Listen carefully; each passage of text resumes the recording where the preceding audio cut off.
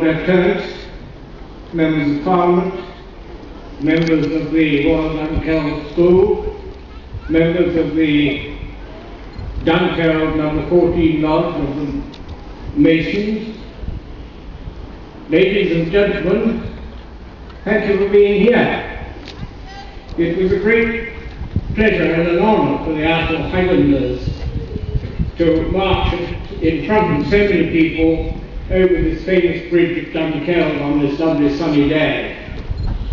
And appropriate too, because we've done it before, and the bridge has always been associated with the Atholl Estates, the Dukedom of Atholl, and the people and district of Dunkeld and Burnham. The Duke and Duchess of Atholl were disappointed that they couldn't be here today with us, as it is a historic moment. But the Duke, who I spoke to very recently on the telephone, asked me to make quite sure that you were aware that he was highly delighted and pleased to be able to order this detachment of the Atholl Highlanders, his regiment, to lead you over the bridge today and to be parading for you and with you as a fitting tribute to this venerable, picturesque and infinitely useful bridge. The Duke is looking forward to unveiling the plaque, the special plaque on the bridge later on in May. Today, he has asked me to convey the warm good wishes of himself and his family to everybody assembled here today in the gateway to the Highlands. And Dunkeld is also the gateway to the Atholl Estates, as I'm sure everybody is aware. It is also the point of departure when we have to stand to go south again, the point of departure from the Highlands and from the estates.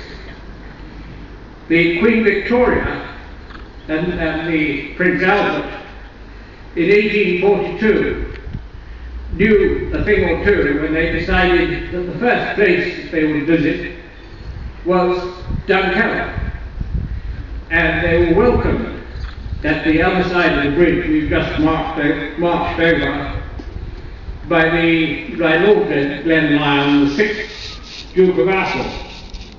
And that was the first time that the Atholl Highlanders led over the bridge, and that time they were leading a queen. The 6th Duke, Lord Glenlyon, and Queen Victoria were all very young men. They were in their very early 20s. The Queen was only just married, and Lord Glenlyon laid on a smashing barbecue just in the field, just over there, for them. And a high time was had. Dancing was performed by the Atholl Highlanders, horse and reel, and the sword dance. I'm sorry to disappoint you, but we're not going to repeat that today. They had a very good picnic lunch, and Queen Victoria then continued on her way. I think it's important to remember how young they all were. I'm sure many people here have seen the film, The Young Victoria, and that gives a very good idea of what it was like and the excitement of having this young queen and her handsome prince, and making these visits to the Highlands, which were the first that had happened. Queen Victoria crossed the bridge again in 1844, and she took lunch at the Outer Arms on that occasion, and had been looking out of the window at the bridge we've just walked across. And then finally in 1863, she left, moving north, she left the Royal Train at Perth and went up to see her old friend, the 6th Duke of Atholl, previously Lord Glenlyon, to say goodbye to him.